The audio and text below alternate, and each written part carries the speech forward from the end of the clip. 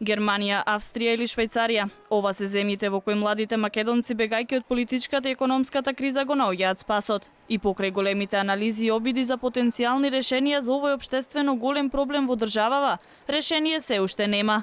Па така државата губи околу 330 милиони евра потенцијален БДП годишно и цели 33.000 евра по лице од високостручни кадри.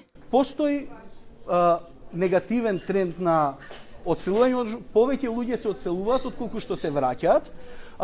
Според податоците кои што ги имаме, овој тренд во нашата држава до 2015 е во пораст, па сега од 2016 е во одреден пат, но сепак тоа државата ја чини многу средства. На денешната панел дискусија се истакна дека треба да се направи тренд на повратна миграција, која ќе биде позитивна за нашата држава. Инаку, анализите на Светската банка покажуваат дека оваа година Македонија ја напуштиле речиси 500.000 луѓе и дека на годишно ниво има загуба од 15.848.000 евра за секој одселен млад човек. Овие поразителни податоци се алармантни за граѓанските организации, кои порачуваат дека решение за овој проблем треба да се најде што поскоро.